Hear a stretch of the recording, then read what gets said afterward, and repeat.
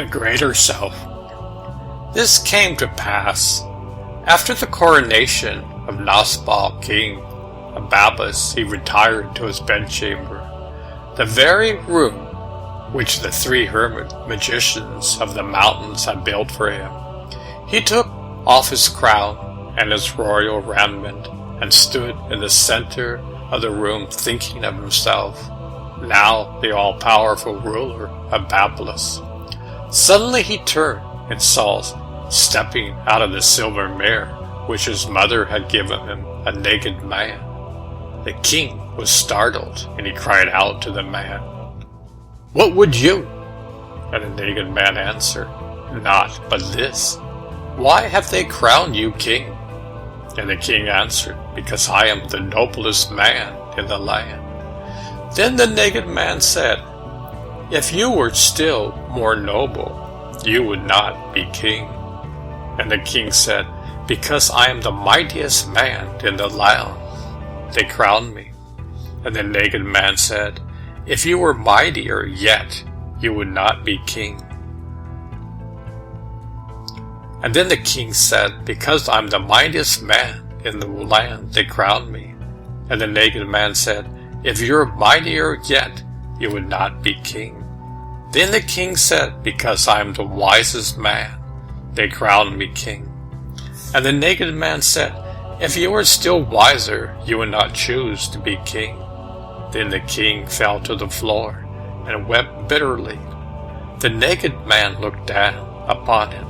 Then he took up the crown and with tenderness replaced it upon the king's bent head.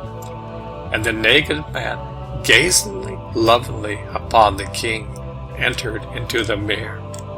And the king roused, and straightway he looked into the mirror, and he saw there but himself crowned.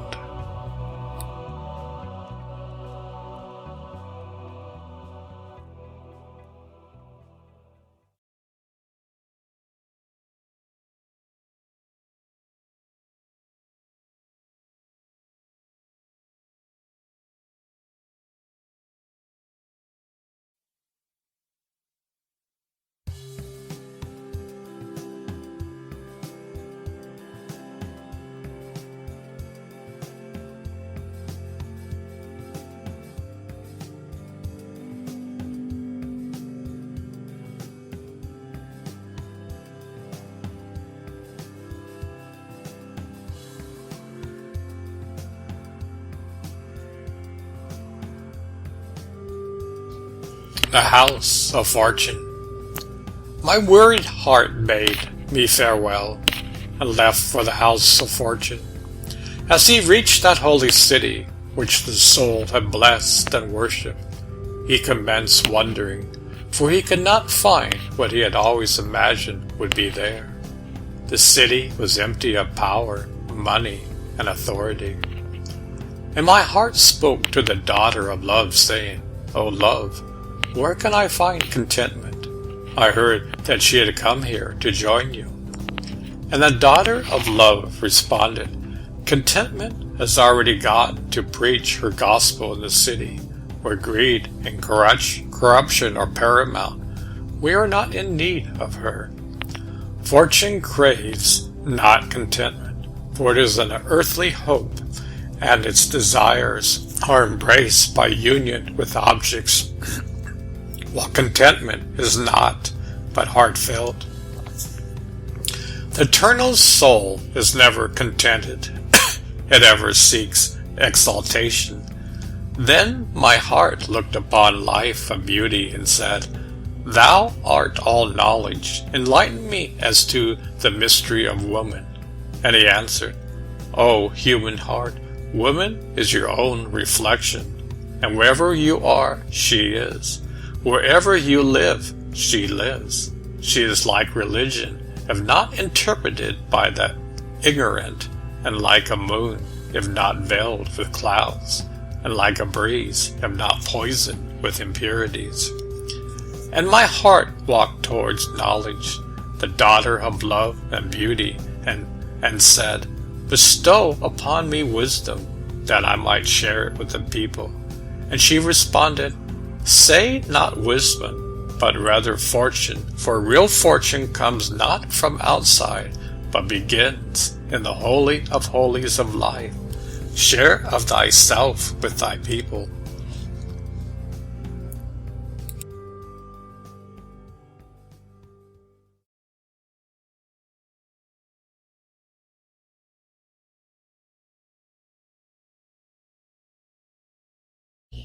The life of love. Spring. Come, my beloved, let us walk amidst the knolls, for the snow is water, and life is alive from its slumber, and has roamed the hills and valleys. Let us follow the footprints of spring into the distant fields, and mount the hilltops to draw inspiration high above the cool green plains. Dawn of spring has unfolded her winter-kept garment, and placed it on the peach and cypress trees, and they appear as brides in the ceremonial custom of the Knights of Kahlil. The springs of grapevine and brands embrace each other like sweethearts, and the brooks burst out and dance between the rocks, repeating the song of joy. And the flowers bud suddenly from the heart of nature like foam from the rich heart of the sea. Come, my beloved, let us drink the last of winter's tears from the cup lilies, and soothe our spirits with a shower of notes from the birds, and wander in exhalation through the intoxicating breeze. Let us sit by that rock where violets hide. Let us pursue their exchange of the sweetness of kisses. Summer. Let us go into the fields, my beloved, where the time of harvest approaches, and the sun's eyes are ripening the grain. Let us tend the fruit of the earth, as the Spirit nurses the grains of joy from the seeds of love so deep in our hearts. Let us fill our bins with the products of nature, as life fills so abundantly the domain of our hearts with their endless bounty. Let us make the flowers our bed, and the sky our blanket, and rest our heads together upon pillows of soft hay. Let us relax after the day's toil, and listen to the provoking murmur of the brook. Autumn. Let us go and gather grapes in the vineyard, for the winepress and keeps the wine in old vases, as the Spirit keep knowledge of the ages in eternal vessels. Let us return to our dwelling, for the wind has ceased the yellow leaves to fall, and shroud the withering flowers that whisper elegy to summer. Come home, my eternal sweetheart, for the birds have made pilgrims to warmth, and lets the chilled prairies suffering pangs of solitude. The jasmine and mirth have no more tears. Let us retreat, for the tired brook has ceased its song, and the buttersome springs are drained of their copious weeping, and their cautious old hills have stored away their colorful garments.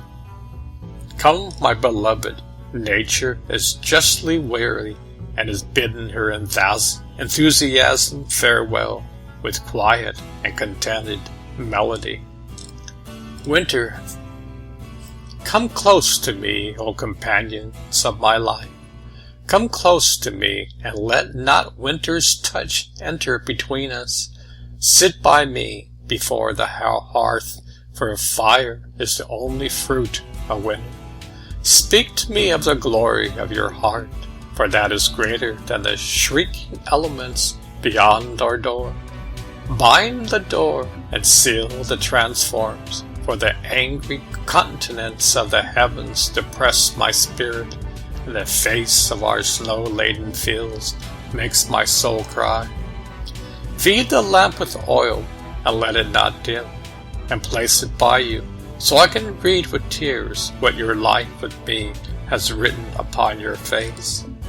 Bring autumn's wine, let us drink, and sing the song of remembrance to spring's carefree sowing, and summer's watchful tending, and autumn's reward in harvest.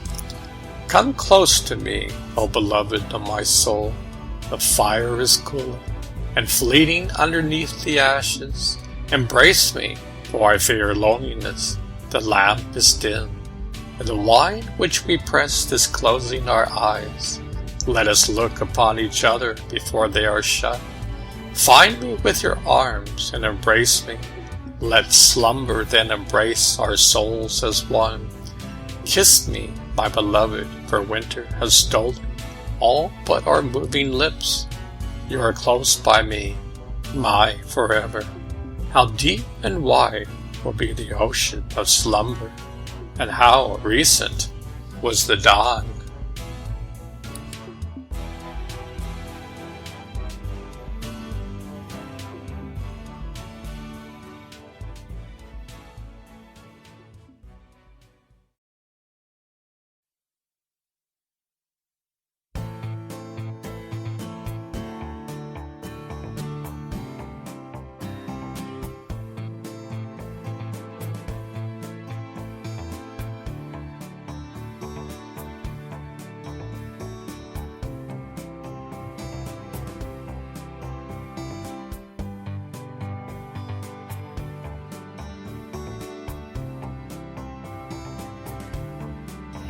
The madman.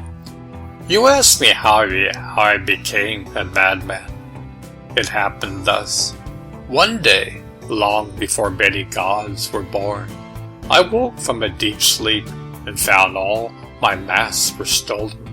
The 7 masks I have fashioned and worn in 7 lives. I ran maskless through the crowded streets shouting, "Thieves! Thieves! The cursed thieves!" Men and women laughed at me, and some ran to their houses in fear of me. And when I reached the marketplace, a youth standing on a housetop cried, "He is a madman!" I looked up to behold him. The sun kissed my own naked face for the first time. For the first time, the sun kissed my own naked face, and my soul was inflamed with love for the sun. And I wanted my mask no more. And as if in a trance, I cried, "Blessed, blessed are the thieves who stole my mask." Thus I became a madman. And I found both freedom of loneliness and the safety from being understood, for those who understand us enslave something in us. But let me not be too proud of my safety. Even a thief in a jail is safe from another thief.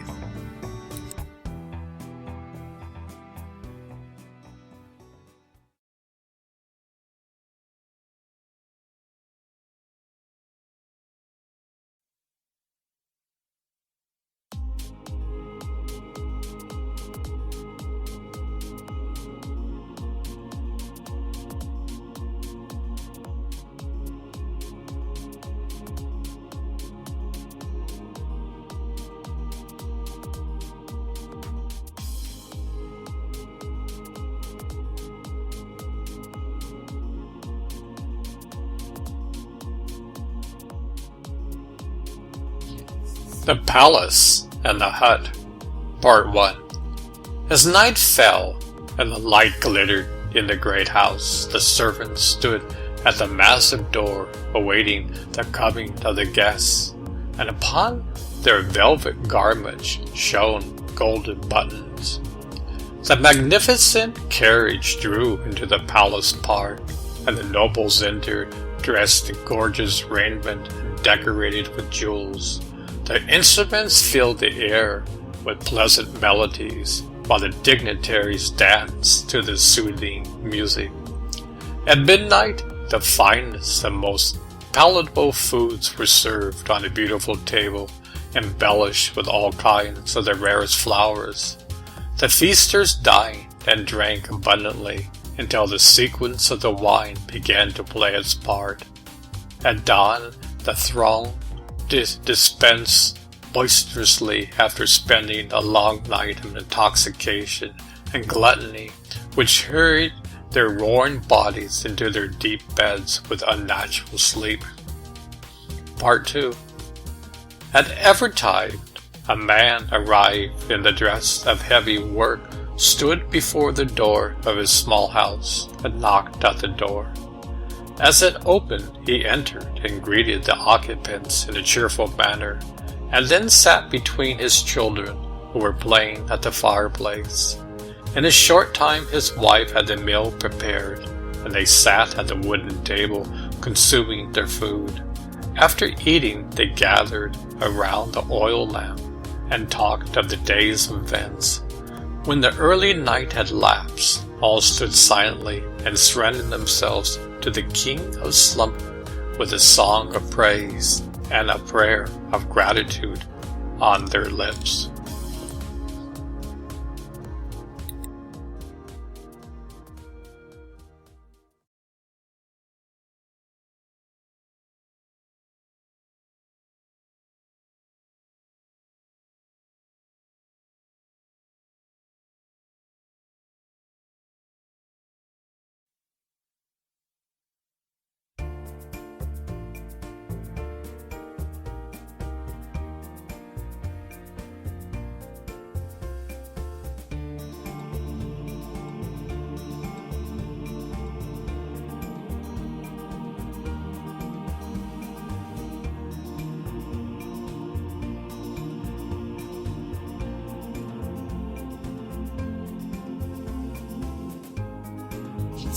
The playground of life.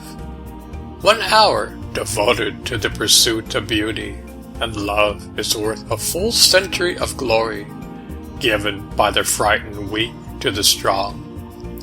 From that hour comes man's truth, and during that century truth sleeps between the restless arms of disturbing dreams. In that hour the soul sees for herself the natural law, and for that century she imprisons herself behind the law of man, and she is shackled with irons of oppression. That hour was the inspiration of the songs of Solomon, and that century was the blind power which destroyed the temple of Baalbek. That hour was the birth of the Sermon on the Mount, and the century wrecked the castles of Palomar and the Tower of Babylon. That hour was the Hijra of Muhammad, and that century forgot Allah, Golgotha, and Sinai. 1 hour devoted to mourning and lamenting the stolen equality of the weak is nobler than a century filled with greed and usurpation.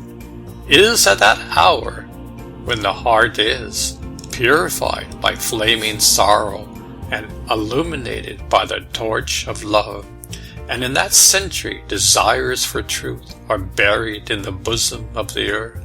That hour is the root which must flourish, that hour of meditation, the hour of prayer, and the hour of a new era of good. And that century is a life of narrow spent on self-investment taken solely from earthly substance. This is life, portrayed on the stage for ages, recorded earthly for centuries, live in strangeness for years, sung as a hymn for days, exalted but for an hour, but the hour is treasured by eternity as a jewel.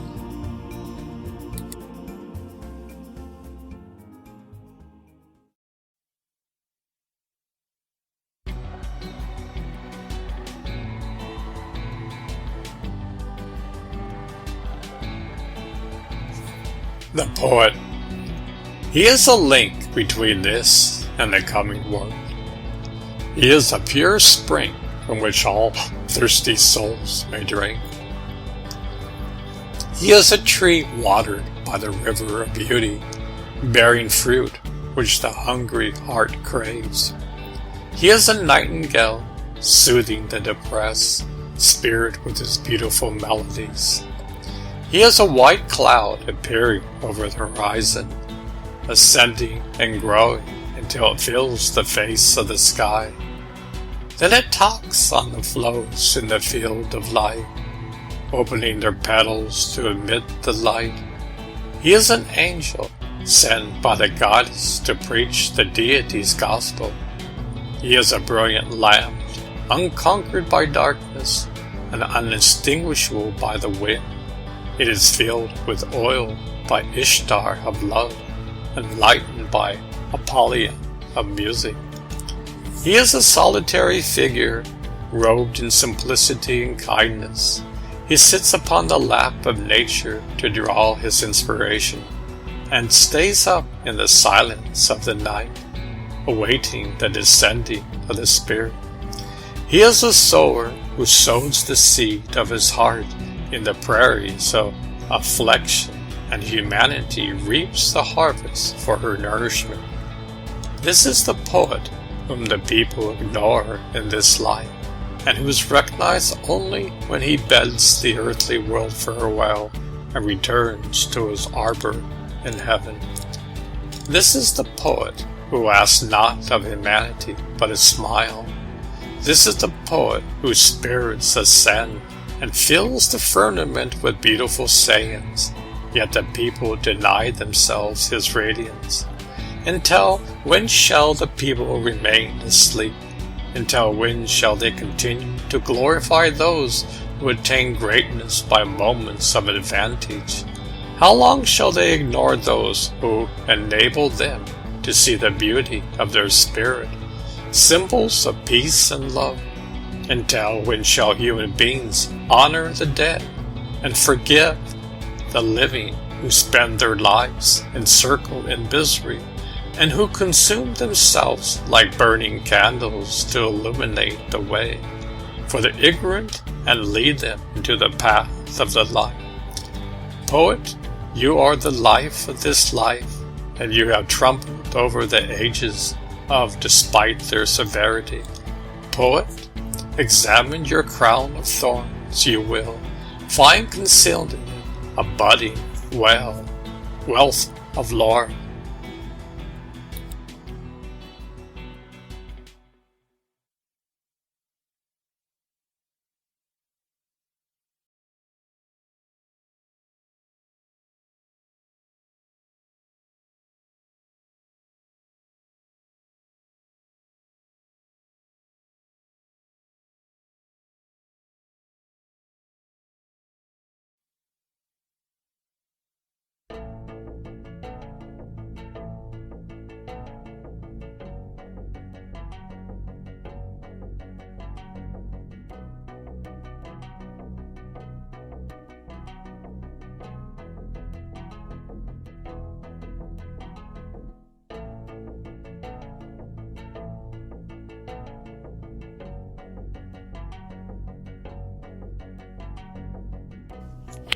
The Scarecrow.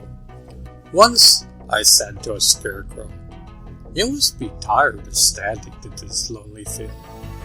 And he said, "The joy of scaring is a deep, lasting one, and I never tire of it." Said I after a minute of thought, "It is true, for I too have known that joy." Said he, "Only those who are stuffed with straw can know it." Then I left him, not knowing whether he had complimented or belittled me. A year passed, during which the scarecrow turned philosopher, and when I passed by him again, I saw 2 crows building a nest under his hat.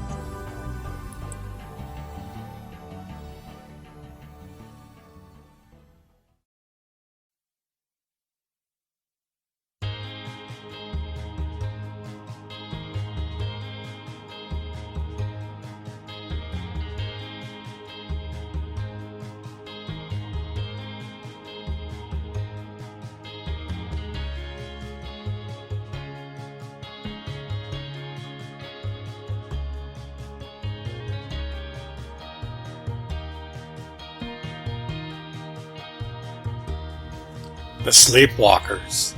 In the town where I was born lived a woman and her daughter who walked in their sleep.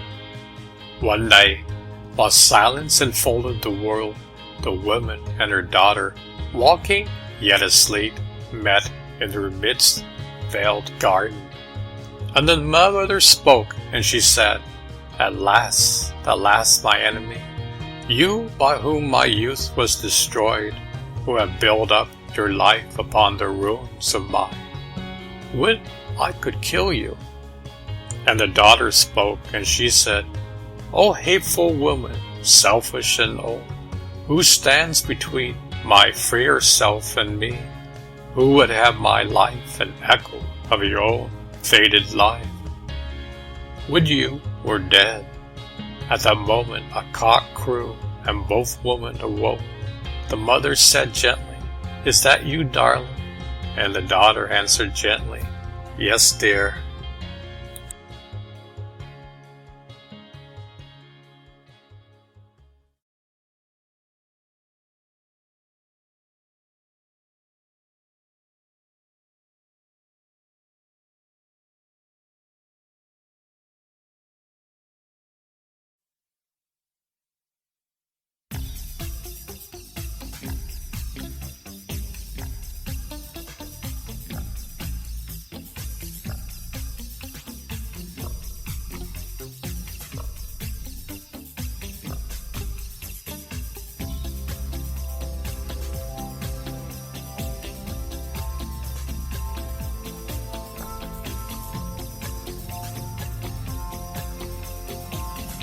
The Two Hermits. Upon a lonely mountain there lived two hermits who worshiped God and loved one another. Now these two hermits had one earthly mole, and this was their only possession. One day an evil spirit entered into the heart of the older hermit, and he came to the younger and said, It is long that we have lived together. The time for come to us to part. Let us divide our possessions. Then the younger hermit was saddened, and he said, It grieves me, brother, thou should leave me. But if thou must need go, so be it. And he brought the earthen bowl and gave it to him, saying, We cannot divide it, brother, let it be thine. Then the older hermit said, Charity I will not accept. I will take nothing but mine own. It must be divided. And the younger one said, If the bowl be broken, of what use would it be to thee or to me? It is thy pleasure, let us rather cast the lot. But the older hermit said again, I will but justice in mine own. I will not trust justice in mine own to vain chance. The bowl must be divided.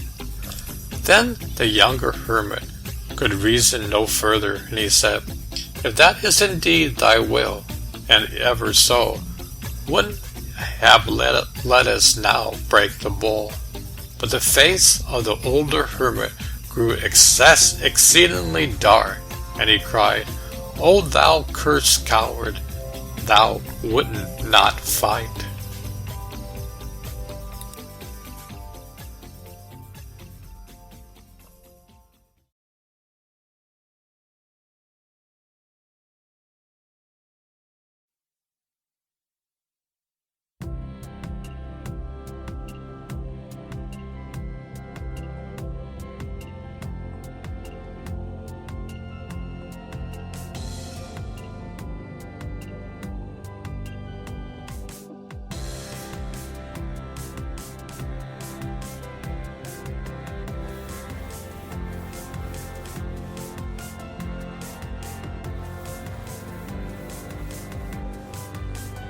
The Wise Dog. One day there passed by a company of cats a wise dog. As he came near and saw that they were very intent and heeded him not, he stopped. Then there arose in the midst of the company a large, grave cat, and looked upon them and said, Brethren, pray ye, and when ye have prayed again and yet again, nothing doubting, verify that it shall rain mice. And when the dog heard this, he laughed in his heart, and turned from them, saying, O blind and foolish cats, had it not been written, and have I not known, and my Father before me, that which reigneth for prayer and faith and supplication is not mice, but bones.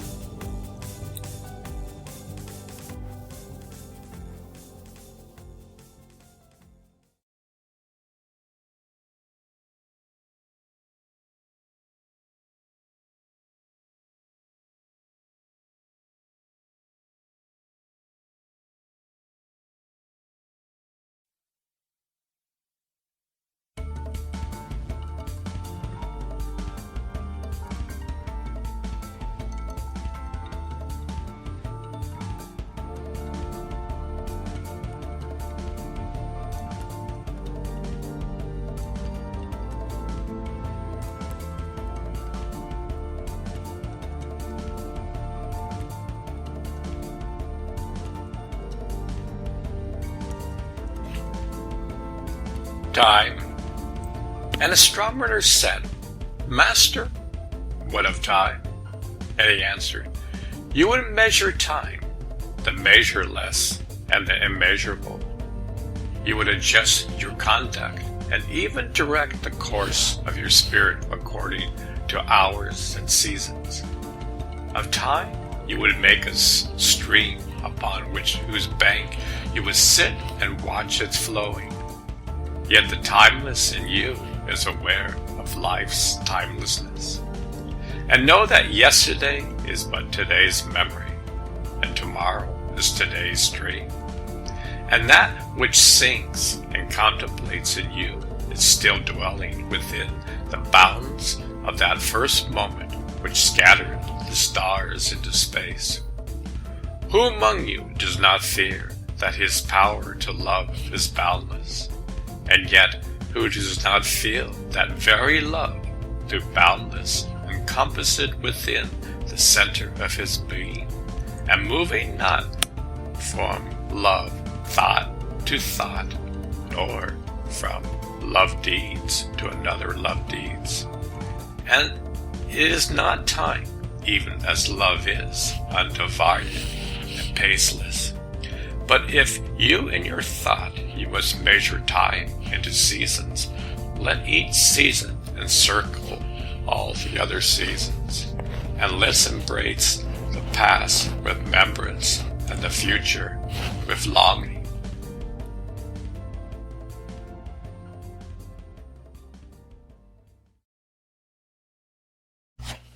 Two wishes. In the silence of the night, death descended from God towards the earth. He hovered above the city and pierced the dwellings with his eyes. He says the spirits floating on wings and dreams, and the people who were surrendered to the slumber. When the moon fell below the horizon and the city became black, Death walked silently among the houses, carefully to touch nothing, until he reached a palace. He entered through the bolted gate undisturbed, and stood by the rich man's bed.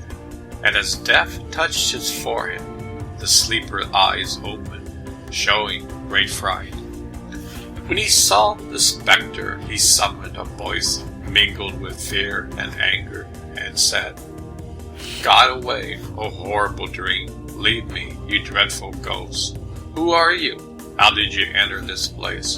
What do you want? Leave this place at once, for I am the lord of the house, and will call my slaves and guards and order them to kill you." Then Death spoke softly, but with smolderingly thundered, "I am Death. Stand and bow." The man responded, "What do you want? Why have you come here when I have yet not finished my affairs? What see you from strength such as mine? Go to the weak man and take him away. I loathe the sight of you, bloody palms and hollow face. My eyes take sick at your horrible, webbed winds and cadaverous body." After a moment of fearful realization, he added, No, no, O merciful death, might not talk, for even fear reveals what the heart forbids. Take a bushful of my gold, or a handful of my slave souls, but leave me. I have accounts with life requiring settling. I have due from people much gold. My ships have not reached the harbor. My demand but smear by life. Death, I owe harps of supernatural beauty.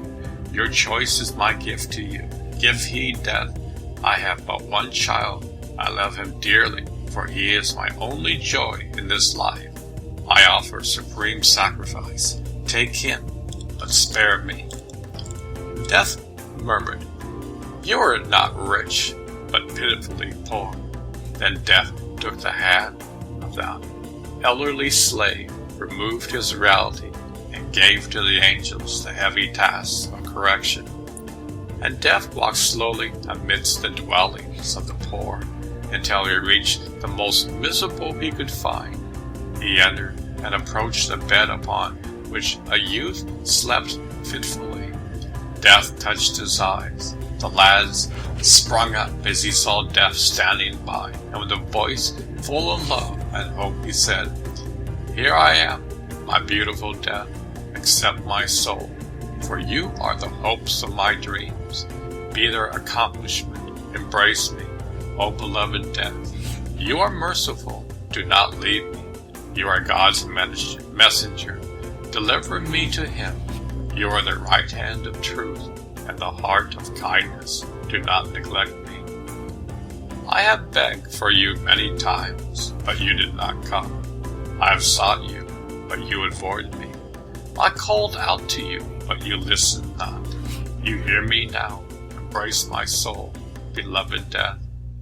Death placed his softened hand upon the trembling lips, removed all reality, and enfolded beneath his wings for secure conduct. And returning to the sky, Death looked back and whispered his warning. Only those return to eternity who, on earth, seek out eternity.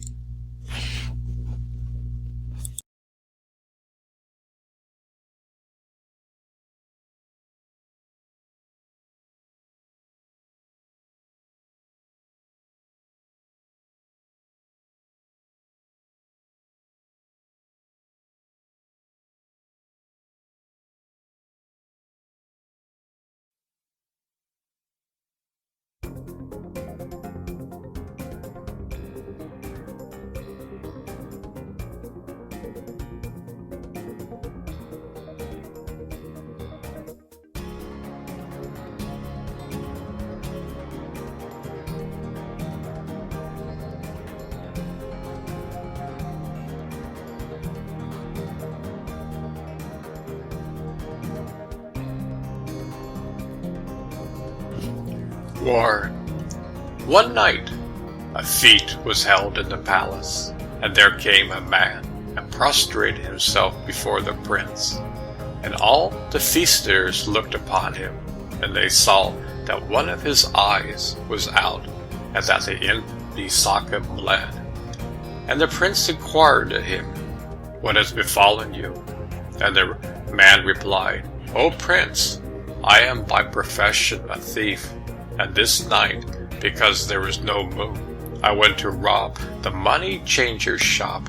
As I climbed in through the window, I made a mistake and entered the weaver's shop, and in the dark I ran into the weaver's loom, and my eye was plucked out. And now, O prince, I ask for justice upon the weaver. Then the prince sent for the weaver, and he came, and has decreed that one of his eyes should be plucked out. O prince, said the weaver, the decree is just. It is right that one of my eyes be taken, and yet, alas, both are necessary to me in order that I may see the two sides of the cloth that I weave. But I have a neighbor, a cobbler, who also has two eyes, and his trade both eyes are not necessary. Then the prince sent for the cobbler, and he came, and he took out one of the cobbler's two eyes, and justice was satisfied.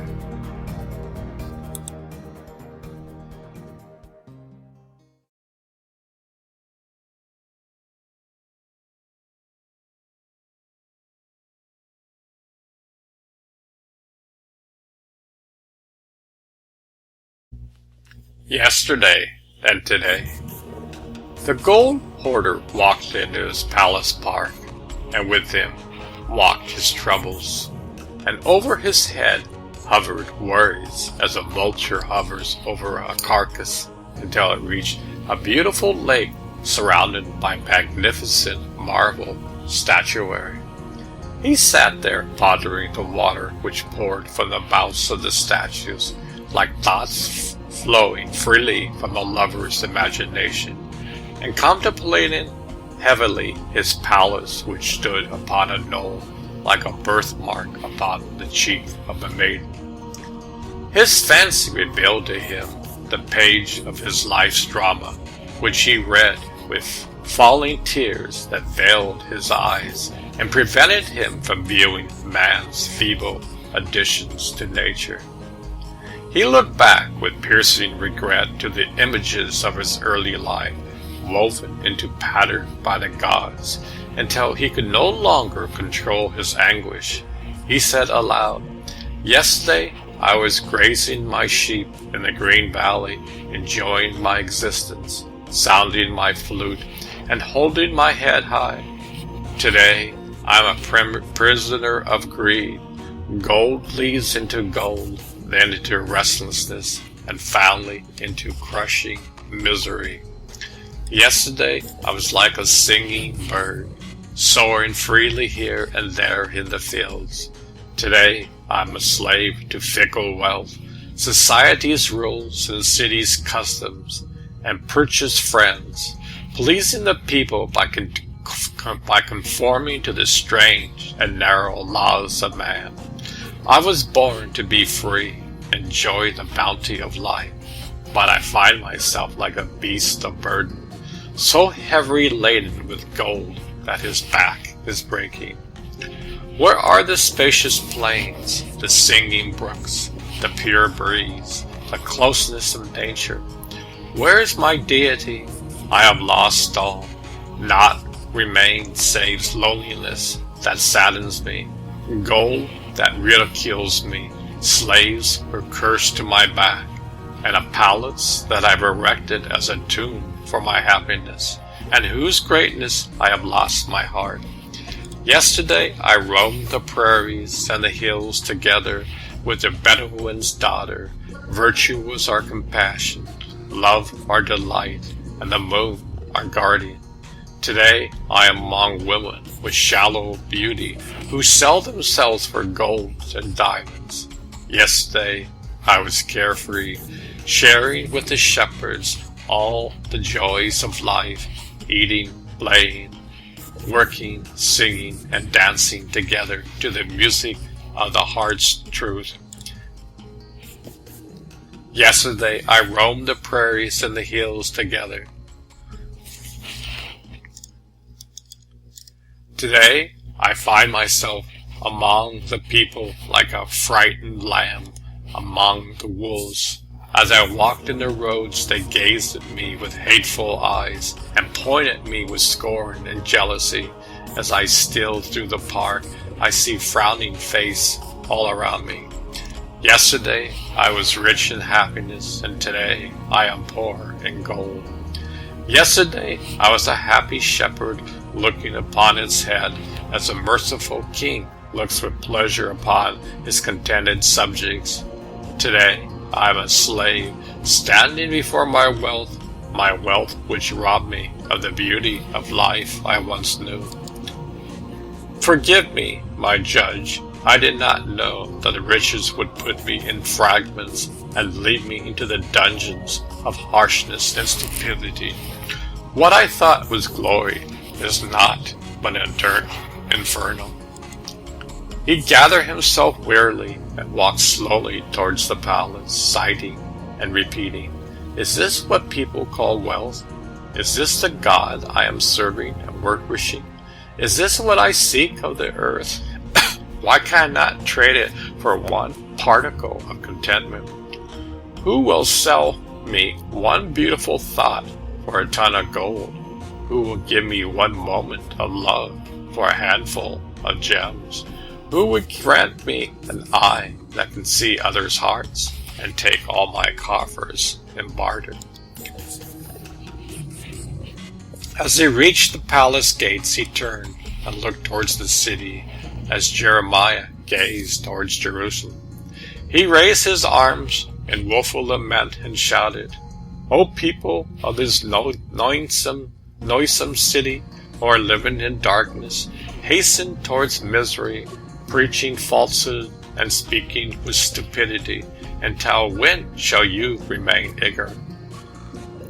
Unit, when you shall abide in the filth of life, and continue to desert its gardens?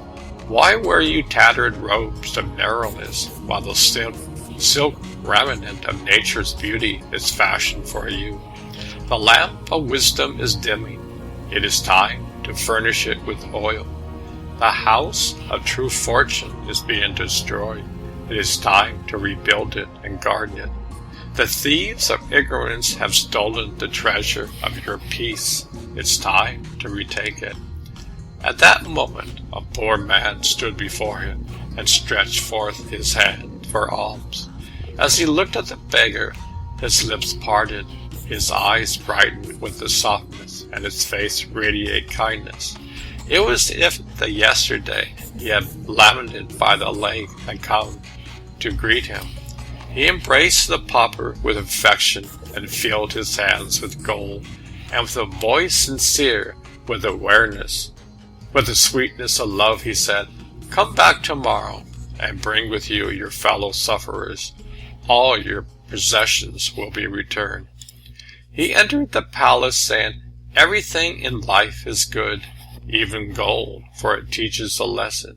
Money is like a string instrument. He who does not know how to use it properly will hear only discordant music. Money is like love. It kills slowly and painfully the one who withholds it, and it enlivens the other who turns it upon his fellow man."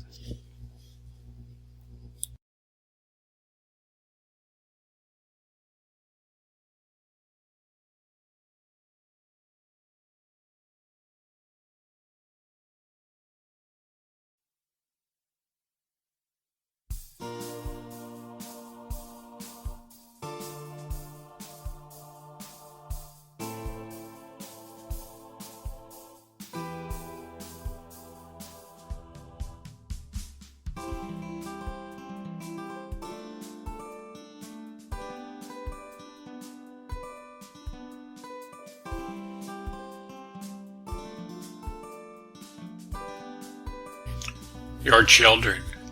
Your children are not your children.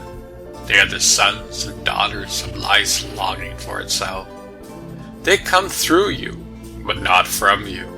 And though they are with you, they belong not to you. You may give them your love, but not your thoughts, for they have their own thoughts. You may house their bodies, but not their souls, for their souls dwell in the house of tomorrow, which you cannot visit, not even in your dreams. You may strive to be like them, but seek not to make them like you. For life goes not backward, nor tarries with yesterday. You are the bows from which your children, as living arrows, are sent forth. The archer sees the mark upon the path of the infinite, and he bends you with his might, that his arrow might go swift and far. Let your bending in the archer's hand be for happiness, for even as he loves the arrow that flies, so he loves the bow that is stable.